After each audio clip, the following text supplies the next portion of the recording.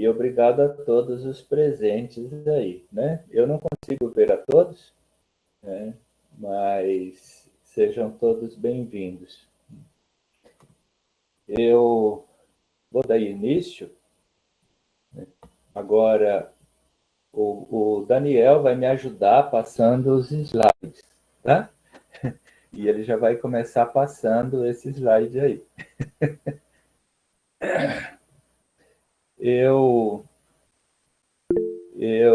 não por causa do meu nome, mas por causa do nosso tema, eu escolhi para a abertura do nosso encontro a oração de São Francisco de Assis. Claro que o meu nome também teve um certo peso na escolha, né? Mas foi mais pelo nosso tema. Se vocês tiverem dificuldade de me ouvir, por alguma razão, ou de ver a minha careca, podem avisar o Daniel, tá? Que ele me avisa aqui. E a gente procura solucionar, tá bem? Então, convido a todos a acompanhar, né? Todos estão visualizando a oração de São Francisco, protetor dos animais e padroeiro da ecologia, tá? Então, vamos iniciar. Em nome do Pai, do Filho e do Espírito Santo. Amém. Senhor, fazei de mim um instrumento da vossa paz. Onde houver ódio, que eu leve o amor. Onde houver ofensa, que eu leve o perdão. Onde houver discórdia, que eu leve a união. Onde houver dúvidas, que eu leve a fé. Onde houver erro, que eu leve a verdade. Onde houver desespero, que eu leve a esperança. Onde houver tristeza, que eu leve a alegria. Onde houver trevas, que eu leve a luz. Ó Mestre, fazei que eu procure mais consolar que ser consolado, compreender que ser compreendido, amar que ser amado. Pois é dando que se recebe, é perdoando que se é perdoado, e é morrendo que se vive para a vida eterna. Oremos. Glorioso São Francisco, santo da simplicidade, do amor e da alegria, que no céu contemplais as perfeições infinitas de Deus. Lançai sobre nós o vosso olhar cheio de bondade. Socorrei-nos em nossas necessidades espirituais e corporais. Rogai ao nosso Pai e Criador, que nos conceda as graças que pedimos por vossa intercessão. Vós que sempre fostes tão amigo dele. Inflamai o nosso coração de amor, sempre maior a Deus e aos nossos irmãos, principalmente os mais necessitados. São Francisco de Assis, rogai por nós. Amém. São Paulo VI, rogai por nós. Amém. É um prazer estarmos juntos. Eu dizia no início, quando estava só com o Daniel aqui, que eu prefiro pensar esse momento como um encontro do que como uma aula, né? E apesar de nós estarmos num centro sério de estudos teológicos, mas eu prefiro pensar nesse momento como um encontro de irmãos que vamos refletir sobre o tema proposto. E o nosso tema é lá do finalzinho do livro do Deuteronômio, né? Escolhe, pois, a vida. Se vocês notaram, eu deixei a oração de São Francisco com alguns termos em vermelho. Eu grifei em vermelho alguns termos que mais nos ajudam a refletir sobre o tema da escolha da vida. Escolhe, pois, a vida. Deuteronômio 30, de 11 a 20. Tá? Nós não podemos pensar esse tema proposto para hoje fora do contexto de um ano em que nós celebramos a campanha da fraternidade, né, com o tema de fraternidade e vida, dom e compromisso. Então, já desde ali, nós estamos refletindo sobre a vida, sobre a fraternidade e a vida. E a vida é como dom, ou seja, como presente, né? Dom, uma palavra que vem do latim, que significa presente, doado, donum, e compromisso. Compromisso que é empenho, né? É assumir com responsabilidade o dom recebido. Em Deuteronômio 30:14, nós encontramos a seguinte palavra: pois esta palavra está bem perto de ti, está em tua boca e em teu coração, para que a ponhas em prática. Aqui também eu grifei boca e coração. O que significa boca aqui? Está em tua boca. Ou seja, essa palavra, ou esse convite, ou esse compromisso, né, que nos é dado no tema proposto, escolhe, pois, a vida, não está longe de nós, está ao nosso alcance. Deve estar sempre na nossa boca, ou seja, deve fazer parte do nosso repertório. A gente costuma dizer que uma pessoa que fala muito palavrão, ou muitos palavrões, é uma pessoa de boca suja, né? Aqui a proposta é exatamente outra, de termos na boca a palavra de Deus. E no coração. O coração, ele é sempre, nas Escrituras, imagem do homem interior, né? Da intimidade. Pôr no coração é aquela atitude de alguém que introjecta, que coloca dentro, que põe no mais profundo da pessoa. No caso aqui, a palavra, né? Para quê? Para que colocá-la no coração, ou tê-la, mantê-la no coração, que também é sede de sentimento, e na boca, para que a gente possa praticá-la. Ou seja, ouvir, falar e amá-la, para que a gente possa praticar. A prática é o resultado, ou seja, a consequência de tê-la na boca e no coração. Obrigado, Daniel. Algumas advertências. Procurar o Senhor. Primeiramente, eu vou apresentar o tema a partir do texto base, né, do mês da Bíblia, e vou introduzir nesta apresentação algumas reflexões, tá bem? E nós vamos atualizando esse tema também durante a apresentação. Eu nem calculei quanto tempo vai demorar, tá? Eu acho meia-noite a gente termina. Pode ser, né? Pode fazer um joinha aí para eu sentir que eu não estou falando sozinho aqui. Procurar o Senhor. Prestem atenção aos negritos que eu coloquei, as palavras vermelhas, tá? Por favor. Procurar, buscar, ir atrás. Se nós estamos reunidos hoje aqui é porque nós estamos procurando. Respeitar o seu nome. Reverência. Conhecer e seguir suas leis. Para seguir uma lei, uma norma, um mandamento, eu preciso conhecer. Para praticar a palavra, eu preciso conhecer. Eu não posso seguir o desconhecido. Eu não consigo seguir o desconhecido. Terá a vida, a felicidade e a bênção. Quem procura, respeita o nome do Senhor, conhece e segue as suas leis, vai ter a vida, a felicidade e a bênção. Sendo fiel ao Senhor, servindo ao Senhor. Só é possível fazer isto, experimentar esse segmento da palavra, se formos livres. E somente nele somos livres. Ser livres no Senhor. Capacidade de escolher. Ele não nos obriga, Nós não somos obrigados à prática do bem. Nós somos livres. Somos convidados. Podemos escolher.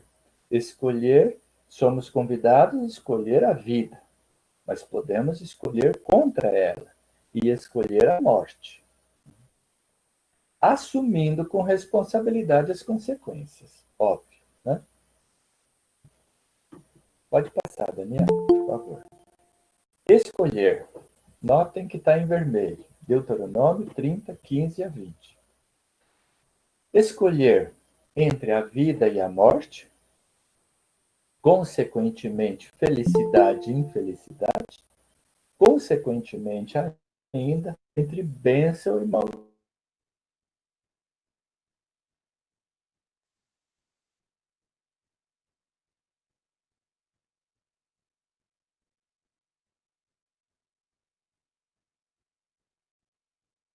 Agostinho.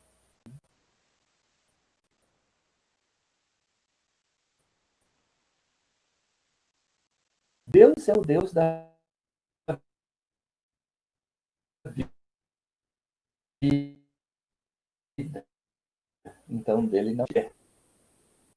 Para quem ouve a sua palavra, busca a sua palavra, ouve e a pratica. De onde vem a morte, a infelicidade e a maldição?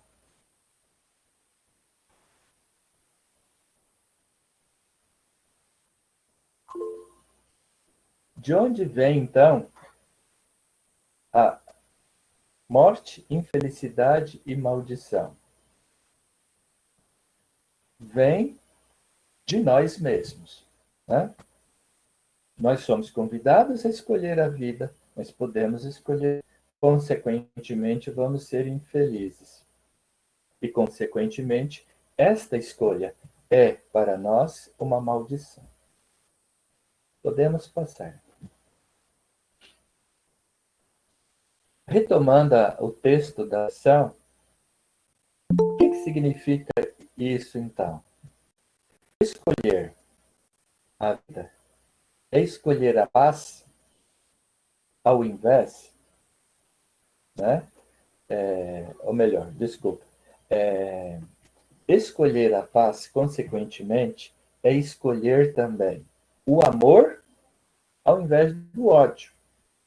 Notem que no texto de São Francisco, ele coloca, né, a conta gotas para nós as consequências da escolha pela vida, né?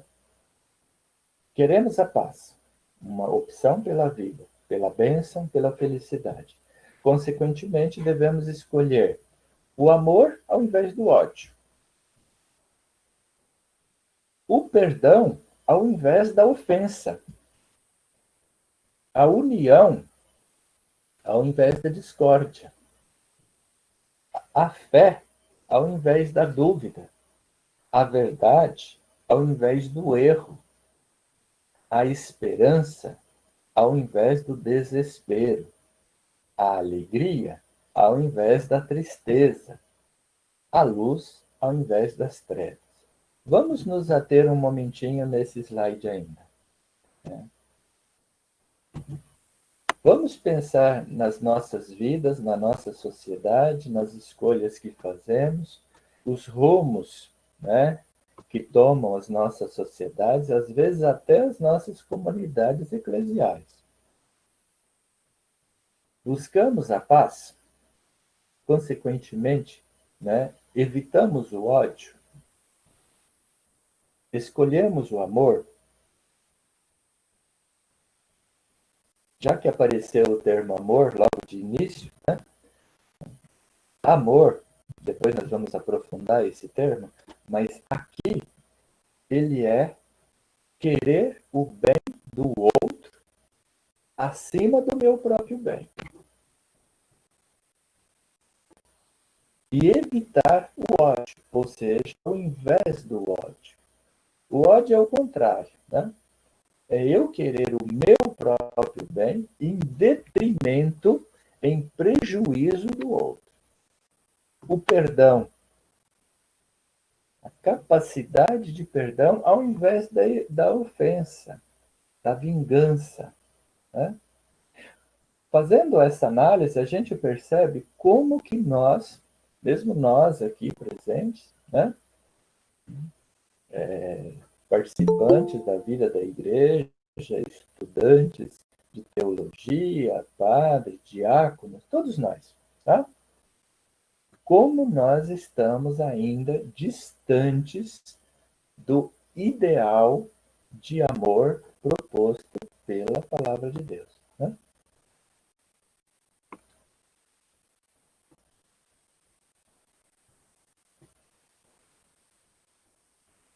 O Valdecir está fazendo uma apresentação.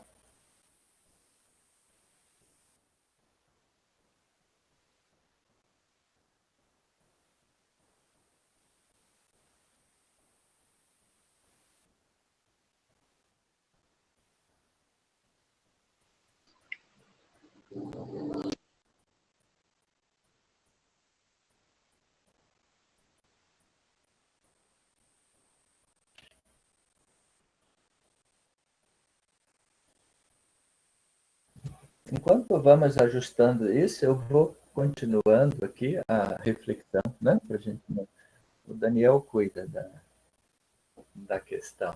Aí,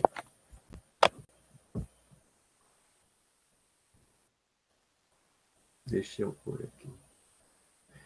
Ou seja, nós buscamos conhecer, nós buscamos praticar, e de repente, quando nós analisamos um texto como esse de São Francisco, a gente percebe que o nosso caminho ainda é longo, que nós ainda estamos engatinhando. Engatinhando em quê? Na prática da palavra, né?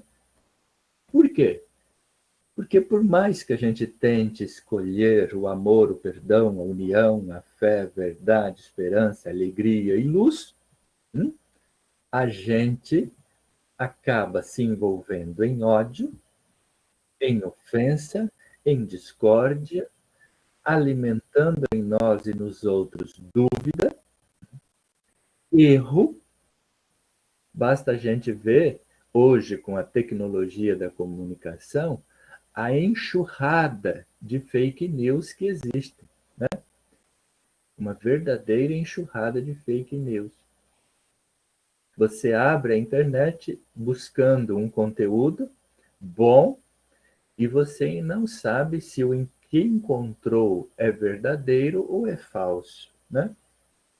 E no dia a dia, hoje à tarde eu participei de uma live em que foi analisada a questão da mentira, a capacidade que nós temos de mentir, de dissuadir, né? Dissuadir a verdade, embrulhar, camuflar. E, no entanto, o convite é escolher a verdade. E a esperança? A esperança que para nós é certeza, consequentemente, alegria. E assim nós vamos ser luz. Luz para o mundo, né? Pode passar, Daniel, por favor. Escolher a vida é mais. É consolar, é mais consolar que ser consolado. É mais compreender que ser compreendido. É mais amar que ser amado. Quando ou quantas vezes ao longo da nossa vida a gente procura mais consolar, compreender e amar do que ser consolado, compreendido e amado, né? Uma vez em um matrimônio eu vi uma pergunta feita ao noivo, uma daquelas perguntas que padres inconvenientes fazem no altar, né? Né, Padre Luiz? Ele perguntou para o noivo: Fulano, por que você decidiu se casar com a fulana? E ele disse de peito aberto, estufado: porque eu entrei nela alguém que vai me amar e me fazer feliz. e ele ouviu uma resposta chocante da parte do celebrante, né? Por quê? Porque ele deu a resposta errada, né? A questão é consolar mais do que ser consolado, é amar mais do que ser amado. A resposta deveria ter sido: encontrei alguém a quem eu escolhi amar. Eu vou amar, não para ser amado. O movimento pela vida e pelo, consequentemente, pelo amor, é daqui para lá. Exposta-se o eixo. O eixo central da relação não sou eu, isso é egoísmo. É o outro. É o outro eixo, né? Tudo bem? Obrigado, Daniel.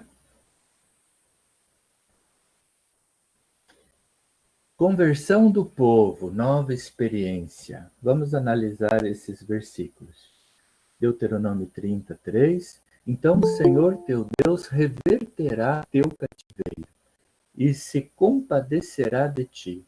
O Senhor teu Deus tornará-te reunir do meio de todos os povos entre os quais te dispersou. Esta fé de ser reestruturado como povo, né? A fé fundante do povo de Israel. O Senhor, fiel à sua aliança, vai reunir todos os filhos da casa de Israel. Né?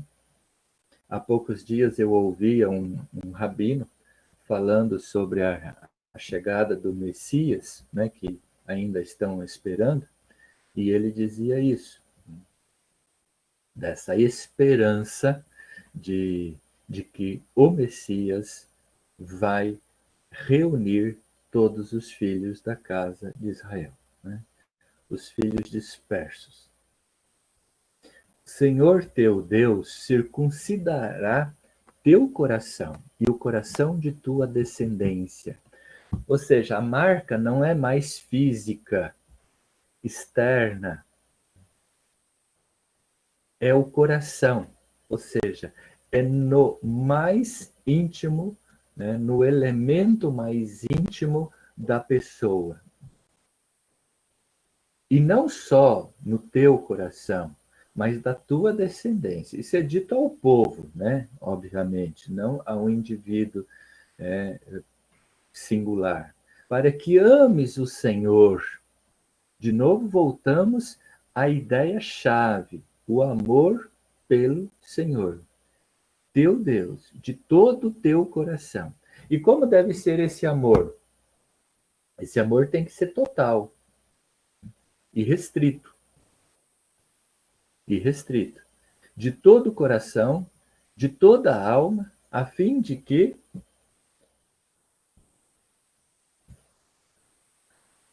apertei alguma coisa errada aqui. A,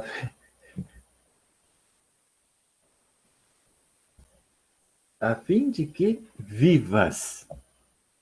Notemos aqui a consequência do amor irrestrito, absoluto, pleno, né? Total, incondicional. Alguns dizem amar sem esperar retribuição. Amor verdadeiro. Por si, por definição, o amor, ou ele é assim, ou ele não é. Né? Se eu amo e espero retribuição, esse não é amor, ao menos não para nós. Não para o conceito de amor cristão. Né? Podemos passar.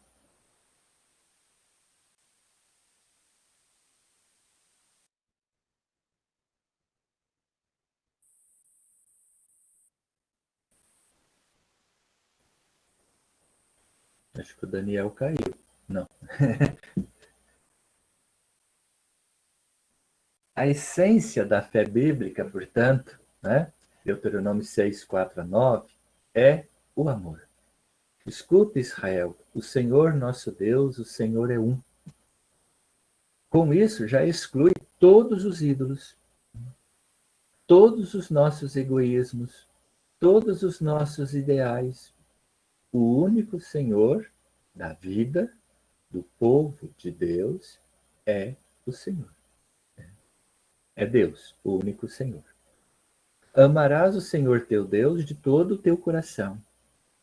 Aqui, de novo, né, a plenitude do amor. De toda a tua alma e com toda a tua força. Ou seja, na sua plenitude. Coração, alma e força. Estejam no teu coração essas palavras que hoje te ordeno. Tu as repetirás a teus filhos. Ou seja, passará, comunicará, né? Transmitirá aos filhos a descendência. Delas falarás quando estiveres sentado em tua casa ou andando a caminho. Ou seja, levar consigo a palavra sempre. Quando te deitares ou te levantares, não é pensável alguém escolher a Deus aqui e não escolher lá. Eu sou cristão dentro da igreja. Fora dela, aí depende, né? Aí eu faço o jogo do interesse, o jogo do ódio. Aí eu escolho a morte. O desafio é plenitude. Em casa, no trabalho, andando a caminho, quando te deitares e te levantares. Ou seja, dormindo, acordado, 24 horas sobre 24. Tu as prenderás como sinal à tua mão.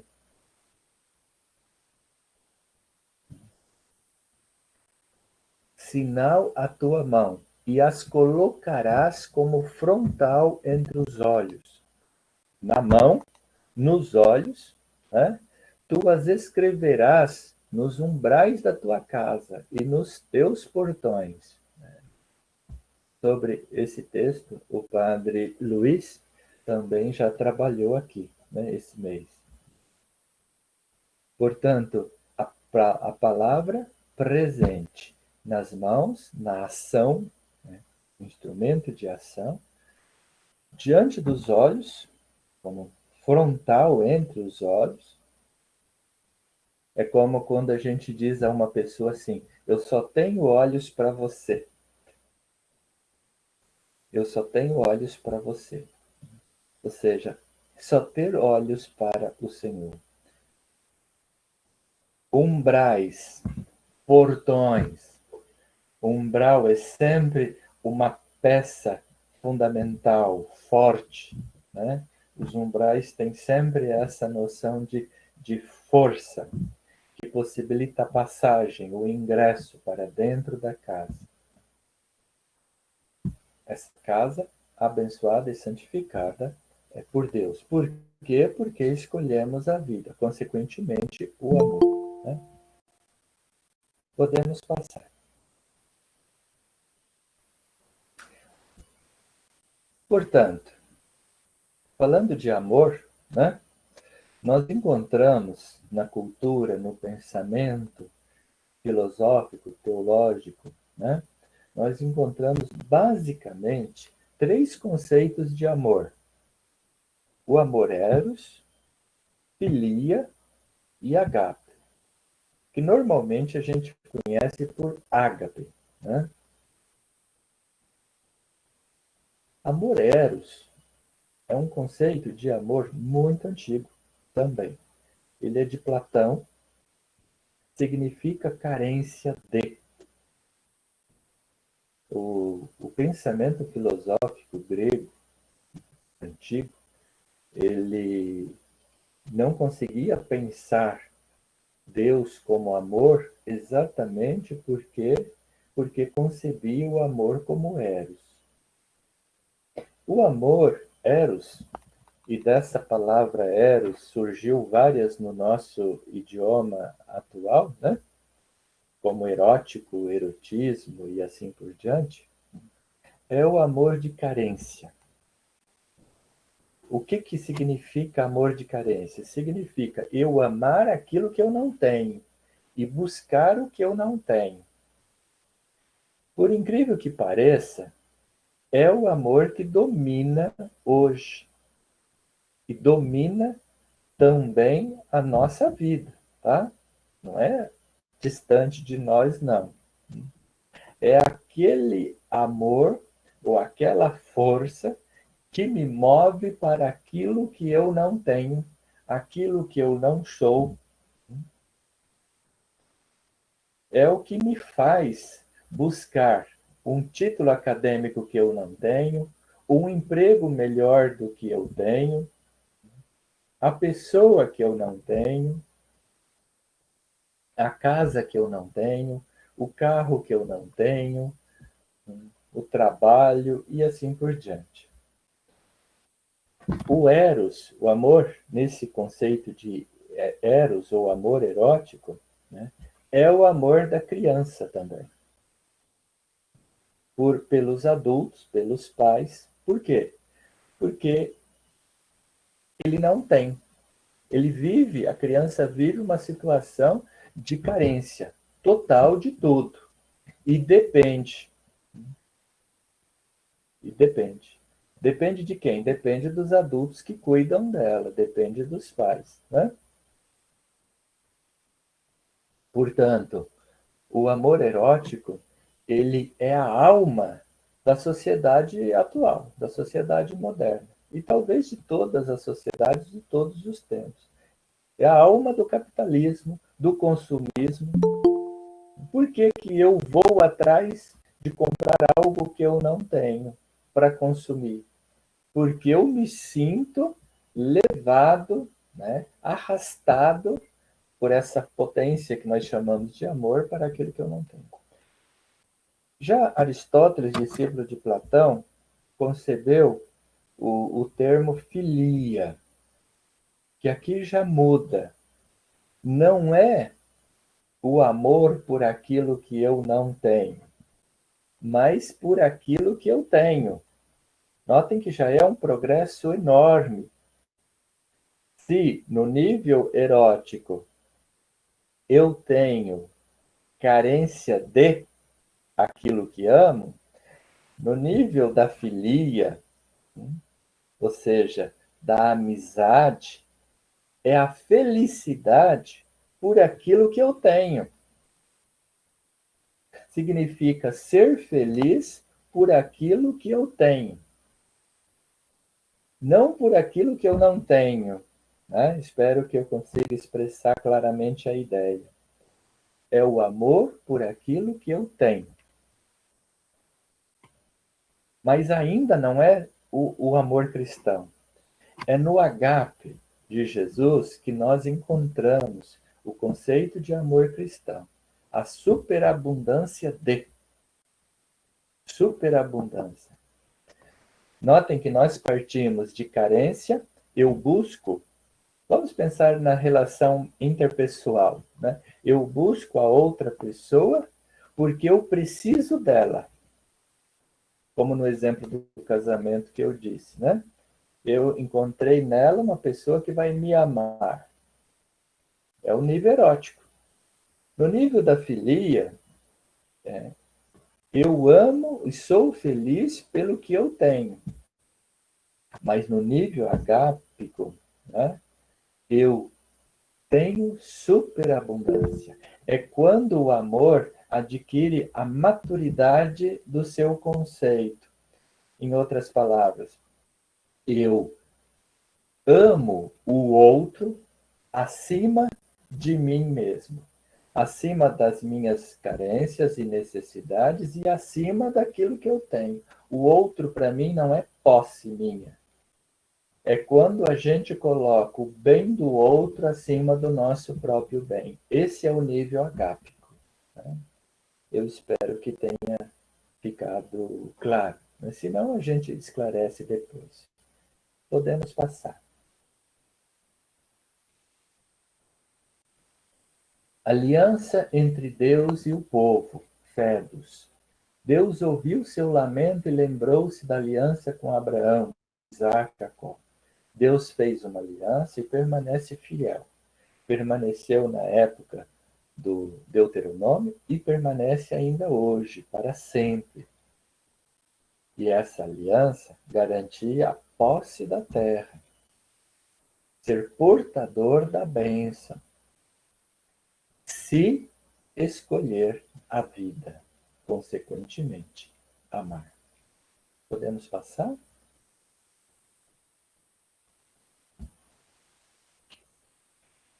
Apelo à conversão. Deuteronômio 30, 11 a 14. A lei, pedagogicamente, é como um guia, uma instrução.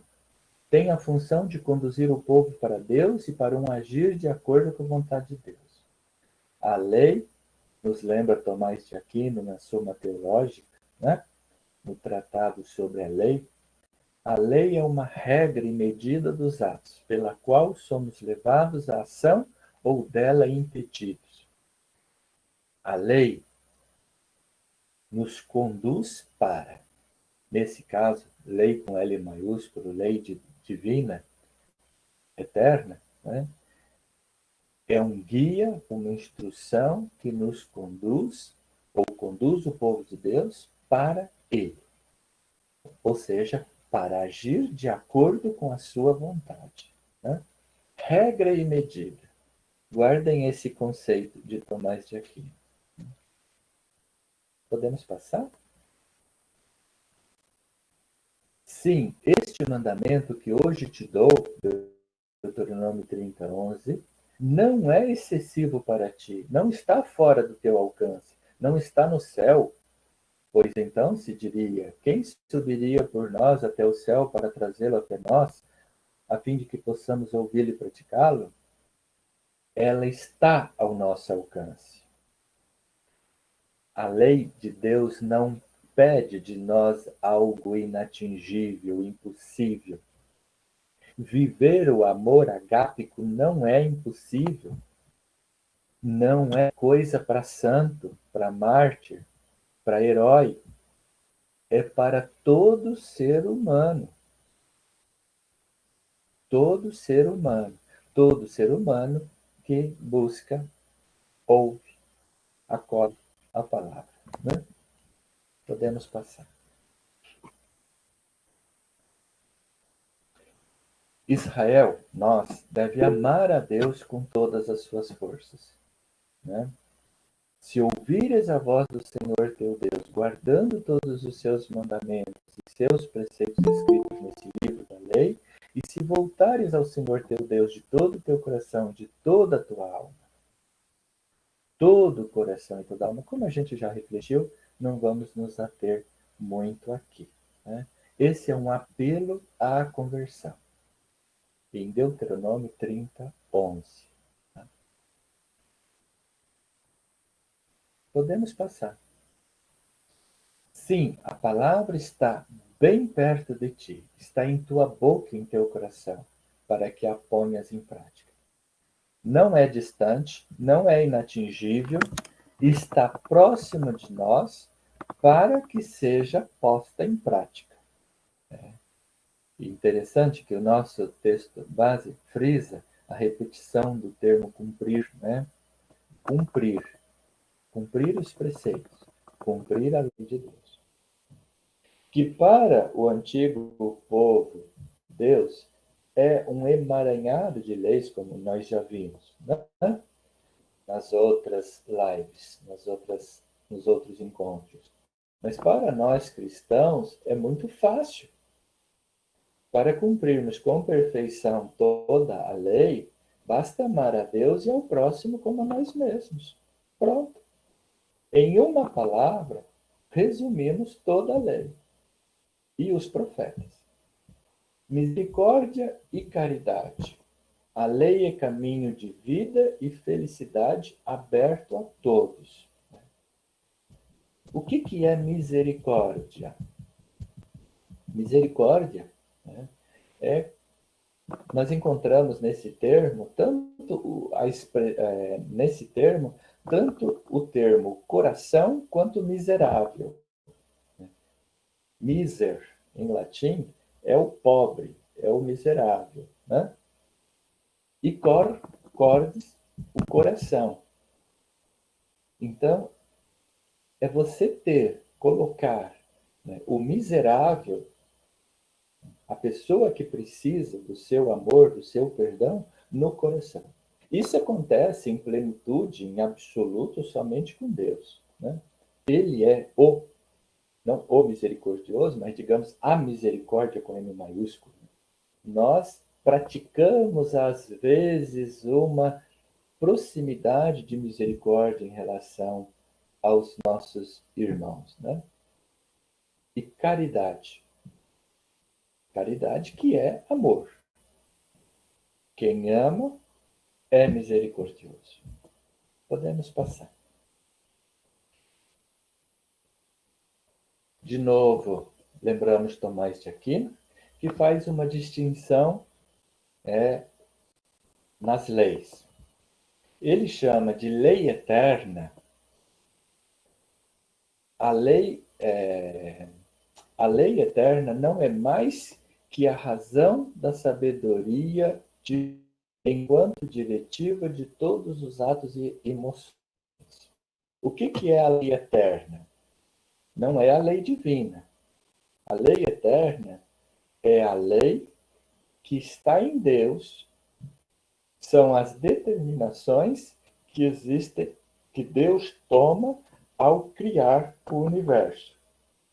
Ela é conhecida? Não. Em parte ela é conhecida. A parte dela que é conhecida, a parte dela que é conhecida na revelação e é chamada de lei divina. Então, o que é a lei divina? Toda a parte da lei eterna, lei com L maiúsculo, porque na verdade coincide com o próprio Deus, é revelada nas Escrituras. Aí nós chamamos de lei divina, tá? Espero que esteja claro. A lei eterna coincide com a sabedoria divina, ou seja, ele mesmo, e a lei divina, a lei revelada nas Escrituras. Tá bem? Podemos passar? A lei natural é a parte da lei eterna que é revelada, né, a nós. Talvez o termo não fosse adequado revelada, mas impressa na criação. Ao criar tudo que existe, Deus imprime na criação, né, elementos, princípios da sua lei eterna. A esses princípios, né, nós chamamos de lei natural. Tomás diz assim: a lei natural não é mais do que a participação da lei eterna pela criatura racional. A participação da lei eterna pela criatura racional. A criatura racional é que identifica na natureza, ou seja, no criado, na criação, os elementos, os princípios da lei eterna, ou seja, da providência divina. Podemos passar.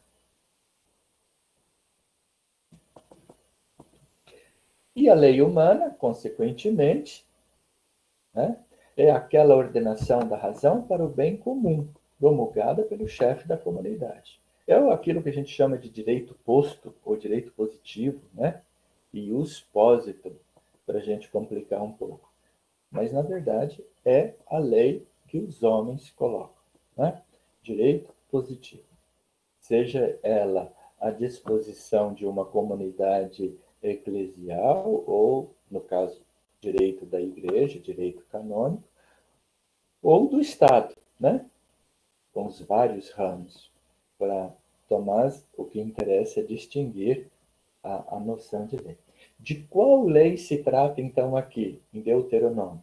Se trata da lei divina. Não é a lei eterna, não é a lei humana, né? Mas a lei divina. É a lei revelada. É a porção ou os princípios da lei eterna revelados, né, nas Escrituras. Tá bem? Podemos continuar? ainda dentro desse tópico, apelo à conversão, a palavra é viva. Todo ser da pessoa é movido por uma palavra, que é espírito e vida. O que significa isso? Significa que a palavra de Deus não é letra, não é morta, ela é vida. E ela se torna viva à medida que é lida, entendida, praticada, né? Pois a palavra de Deus é viva e eficaz. Hebreus 4:12. Jesus diz: Eu vim para que todos tenham vida, e vida em abundância. Não só ter vida, mas vida em abundância. João 10:10. Né? Podemos continuar? Escolher entre dois caminhos. Deuteronômio 30:15-20. Bem ou mal.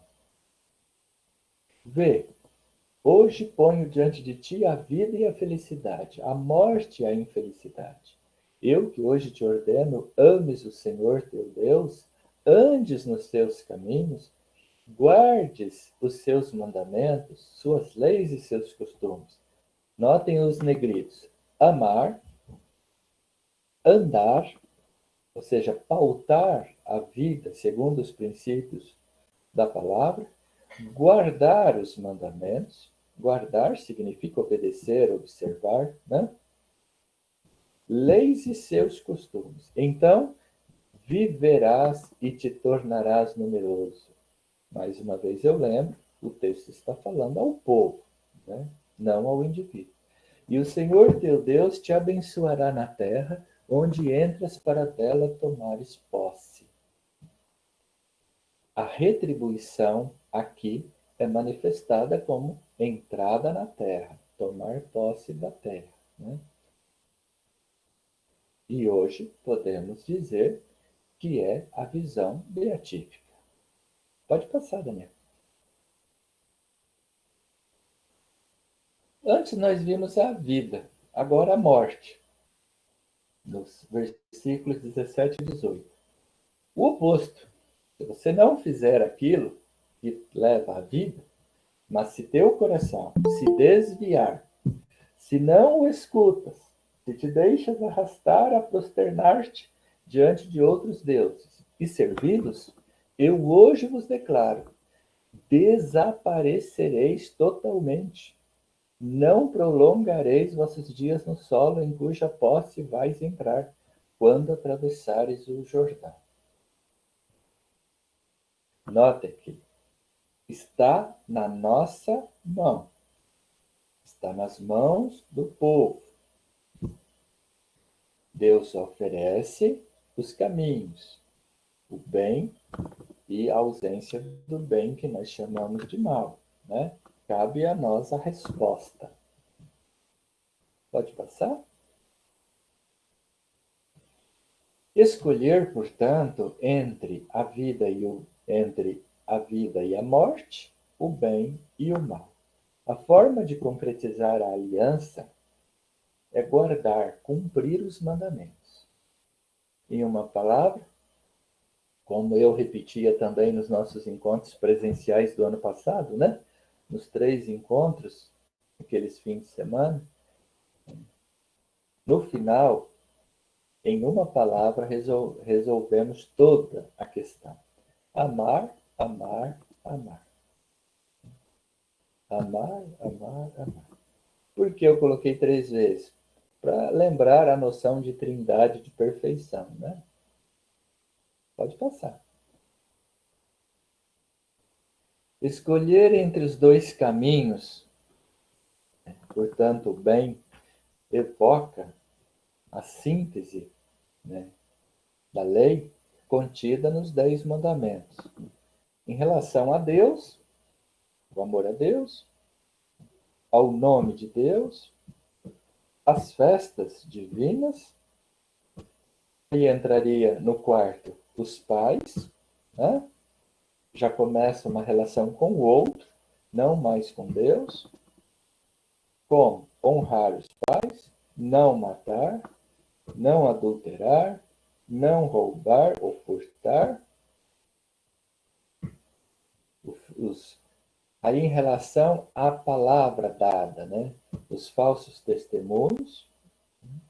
Aí coloca também, aparece aqui a mulher do próximo, né? E a gente precisa atualizar, né? O marido da próxima também, a mulher do próximo, marido da próxima, né? Não furtar e não roubar. E no final, as coisas alheias. Lembra do que eu disse do amor de filia?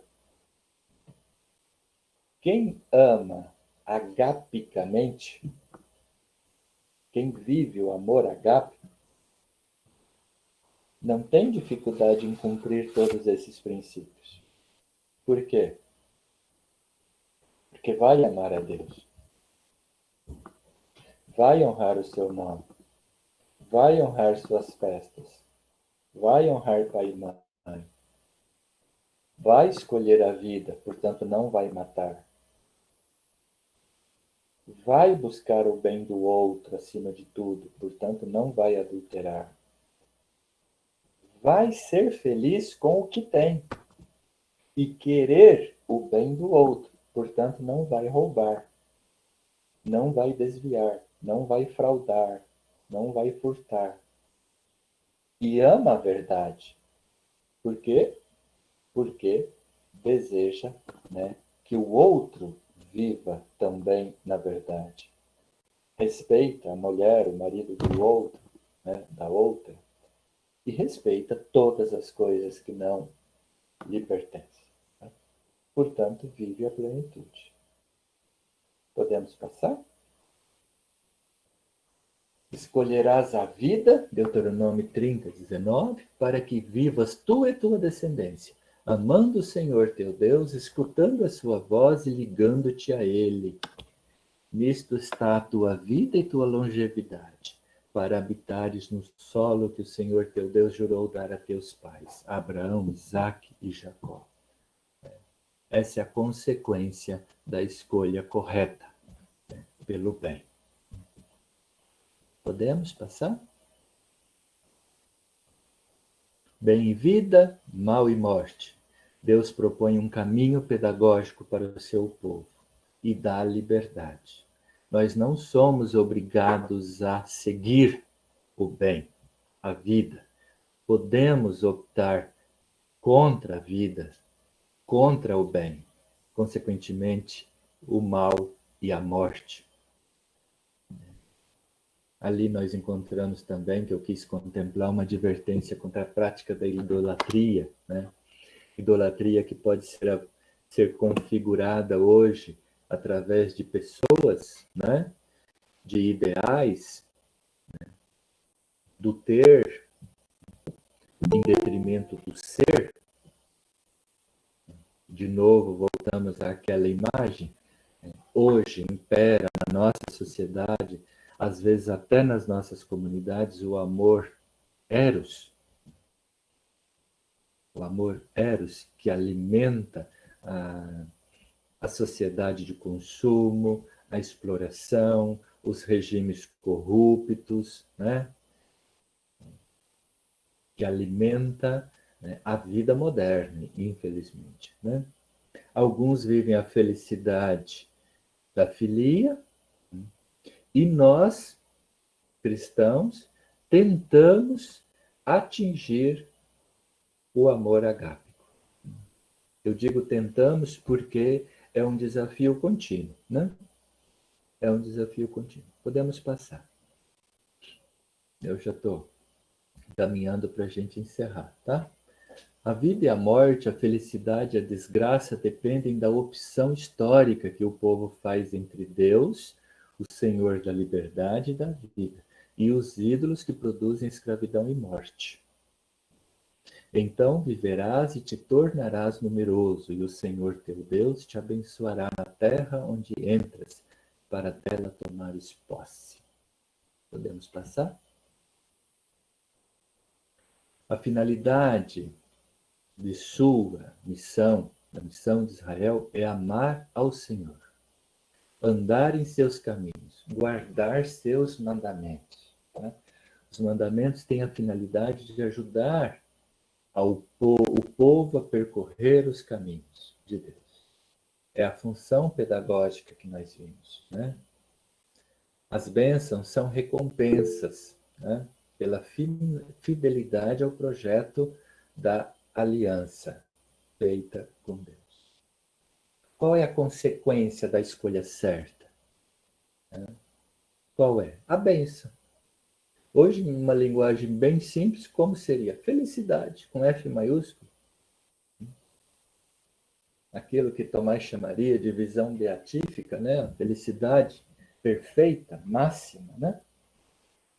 Que nós não temos ainda e vamos ter só quando atingirmos a plenitude, mas não vai ser nesse mundo, com certeza. Né? Podemos passar?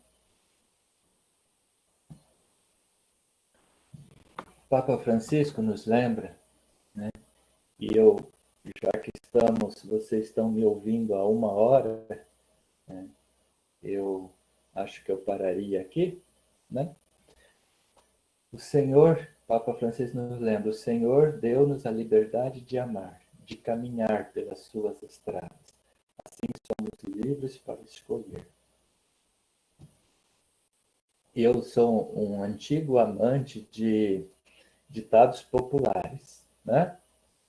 Eu tenho um sonho de um dia escrever um livro sobre os ditados populares. Espero de conseguir, na aposentadoria, ter lucidez mental para fazer isso. Então, na vida, plantamos o que queremos, mas colhemos exatamente o que plantamos. É um pouco clichê isso, mas, de fato, a proposta nos é dada, o convite é feito, né? Nós temos diante de nós todas as possibilidades, a liberdade de fazer o que quisermos, mas temos que assumir as consequências. Assumir as consequências, né, com responsabilidade. Assumir significa com responsabilidade, óbvio, né? Nós plantamos o que queremos, mas colhemos exatamente o que plantamos.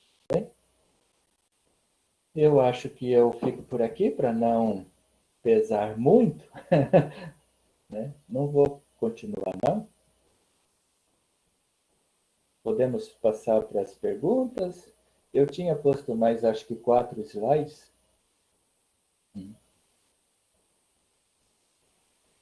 Mas a gente pode parar por aqui, acho eu. Tá bem? Pessoal, obrigado pela paciência e fico aí à disposição para a gente trocar ideias. Né?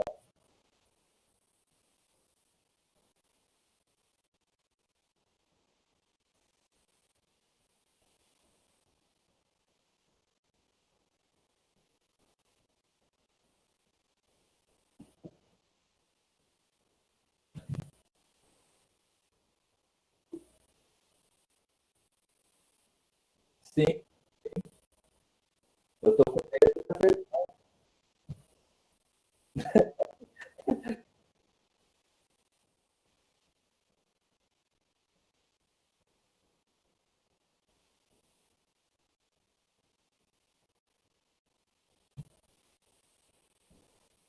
Primeiramente, Daniel, não precisa pedir desculpa não pelo slide. Eu sabia que a conexão ia ficar lenta, por isso que eu pedi para você apresentar, porque senão a minha ia ficar lenta. Então, vamos lá, a questão da professora, né? Não precisamos pensar que o cristão deva excluir também o amor erótico. Eu prefiro pensar que são estágios. Né? Todos nós nascemos eróticos. E nós caminhamos rumo à perfeição do amor, que é o amor agápico. Mas não quer dizer que se eu hoje estou no nível da filia, né, eu estou, vamos dizer assim, condenado eu estou irremediavelmente danado ao fogo do inferno. Por quê? Porque se eu conseguir hoje ser feliz, viver o amor filia, que é o amor da amizade, né? Ser feliz com o que eu tenho, eu já estou a um passo de chegar ao amor agape. Né? Eu estou a um passo. Né? Vai ser muito mais fácil do que se eu ainda estivesse no nível erótico. Eu não quero ser pessimista, tá? E não me acusem de pessimista, mas muitos me acusam de ser pessimista. Nós estamos, na verdade, ainda, todos nós, muito, muito mesmo imersos no nível erótico. Não pensem em erótico como erotismo, sexo, não é nesse sentido não, tá? A indústria sexual, ela se apoderou do termo erótico, não é nesse sentido, tá? É no sentido de que nós movemos a nossa vida mais rumo àquilo que nos falta do que rumo àquilo que nós temos. Não sei se eu consigo expressar a ideia, né? E de fato é assim. Quando a gente sofre por não ter aquele carro que gostaria de ter, aquela casa, aquele título acadêmico, né? Toda vez que eu participo de um concurso para entrar no mestrado, né? No mestrado, né, Daniel? Ronaldo? Ou no doutorado, ou, né? Conseguir publicar aquele artigo, ou aquele emprego que me dá uma oportunidade melhor, o que, que eu estou fazendo? Eu estou amando aquela coisa, aquele status, aquele título acadêmico, mas aprendam, título acadêmico é lenha para queimar a gente no inferno. Só isso, não vale nada. Tá? O que, que a gente está buscando? Está buscando algo que não tem. Então, de certo modo, né, é bom porque me possibilita o progresso. O problema não está nisso, não está em amar o que não se tem. O problema está em parar nesse nível. Esse é o problema. Se eu paro no nível erótico e não caminho para a filia e não caminho para o nível agápico, né? Eu já tive a oportunidade de trabalhar esse tema com os meus alunos em classe. A dificuldade de demonstrar isso é muito grande, eu digo em classe de filosofia, né? Por quê? Porque a gente precisa estar em caminho. Não podemos parar. Não podemos parar. Tá? Eu não sei se eu esclareci ou compliquei a situação da colega que perguntou. Obrigado, professor. Esclareceu sim. É que a gente lida muito com jovens, adolescentes, e então existe muito questionamento nesse sentido, né? Então a gente, mas com certeza, muito bom. Agradeço a explicação. Obrigado, tá, pela pergunta.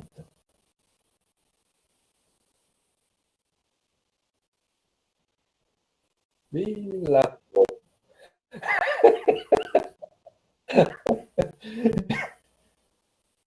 pois não, pois não.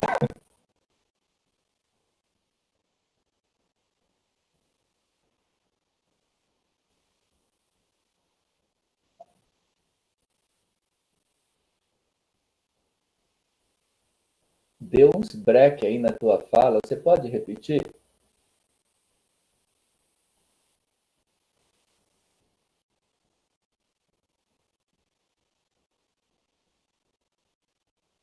Uhum.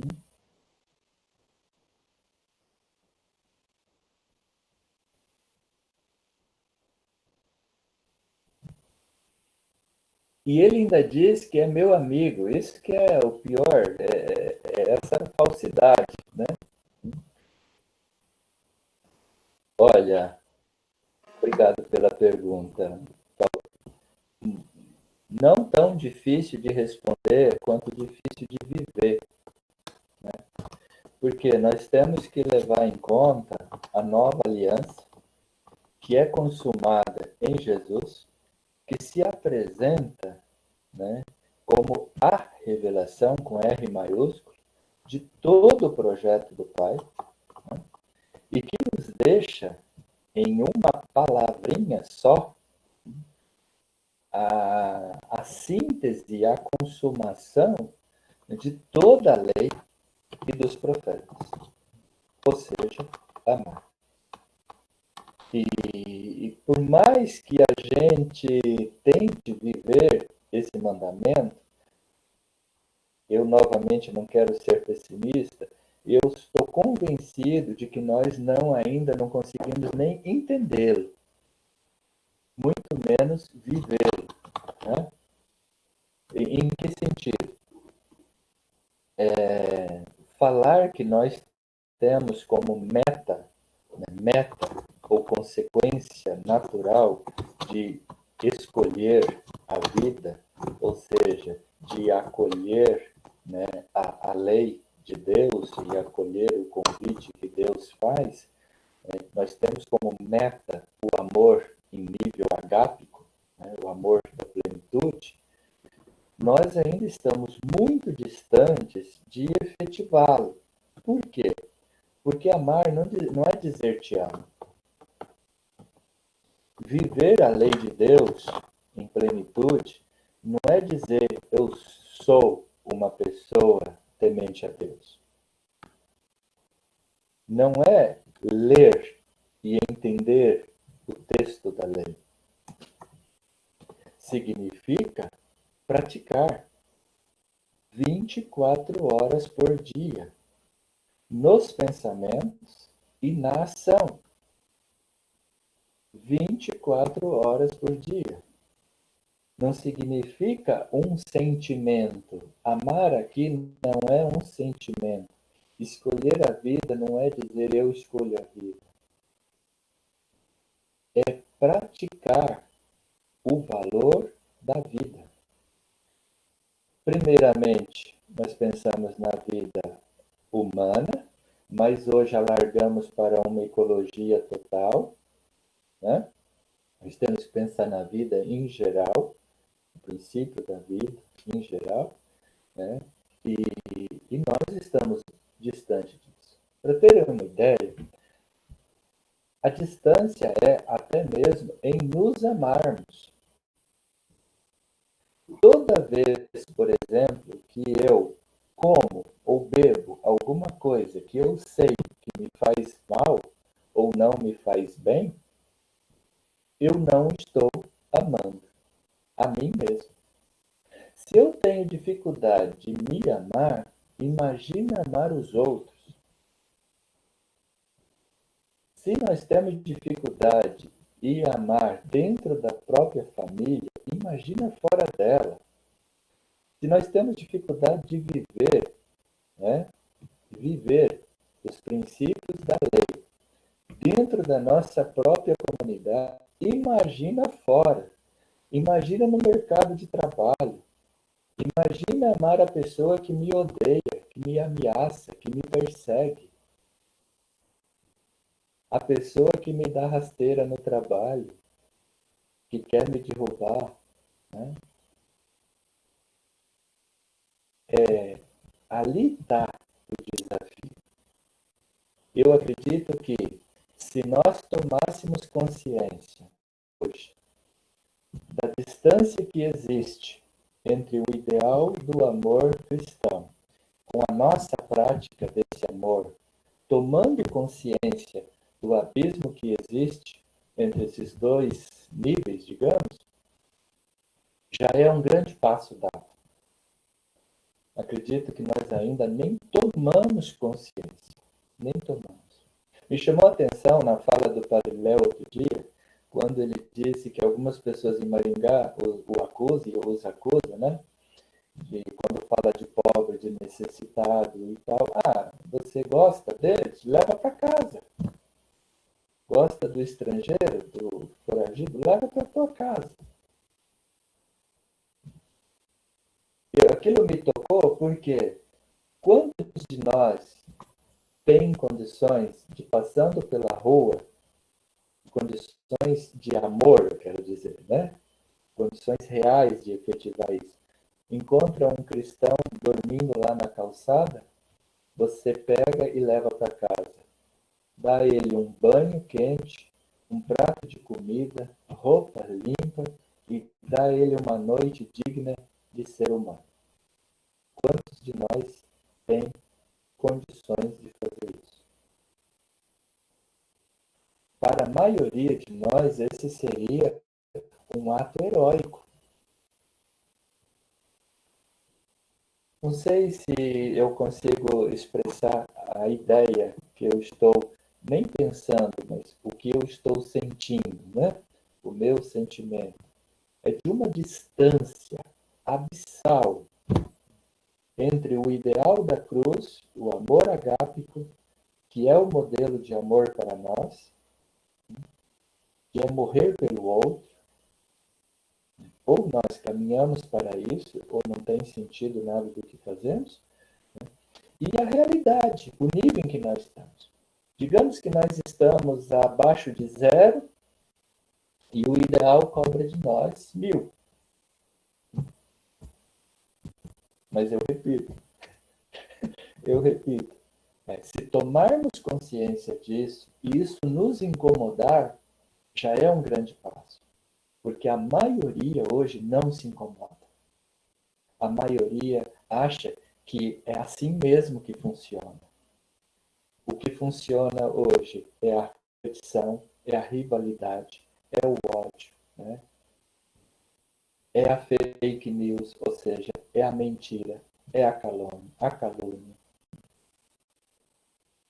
E isso está distante, distante, distante demais do ideal cristão. Né? Está muito distante. Desculpa se eu prolonguei, mas quando a pergunta é complicada, a gente se prolonga para ver se a pessoa que perguntou, ela se esquece da pergunta, né? E no final diz obrigado pela contribuição. Maravilhoso, professor. Perfeita resposta. Muito obrigado. Qualquer coisa que eu dissesse, eu queria dizer isso.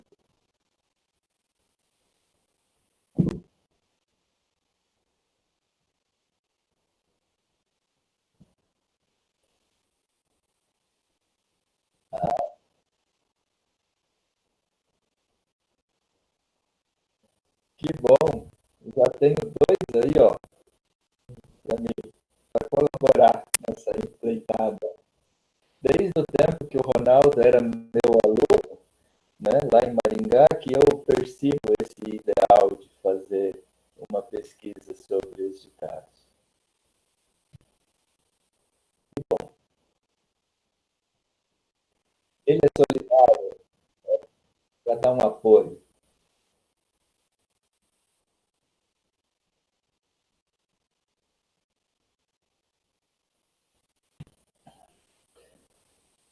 Pergunta fácil não tem, né? É tão difícil a gente identificar em uma palavra o que nos impede. Eu diria, e o Ronaldo há de concordar comigo pela longa caminhada que nós temos de estudo juntos, né? Que o que mais me impede não é algo que fácil de resolver, né? É uma situação na qual eu me encontro. O caminho, ele é lento. Não é que eu vou hoje me decidir de um momento para outro me tornar um amante agápico. Me permitam uma palavra complicada. Hoje eu decido e amanhã eu já sou Cristo caminhando pelas ruas. vai acontecer. Sabe aquele tipo de conversão que a gente vê de pessoas que saem de alguns encontros da nossa igreja e no dia seguinte, saiu no domingo à noite, na segunda-feira, a pessoa é convertida 100%, sabe? Aquela coisa assim, imediata, né? Que todos nós já vimos. E de repente a pessoa vai fraquejando, vai esfriando. Tanto que às vezes alguns movimentos até usam o termo reavivamento, né? Reavivar. Por quê? Porque o fogo apagou, o fogo esfriou, precisa reavivar, né? Quem de nós nunca fez um reavivamento, né? Uma coisa assim, por quê? Porque esfriou. Primeiramente,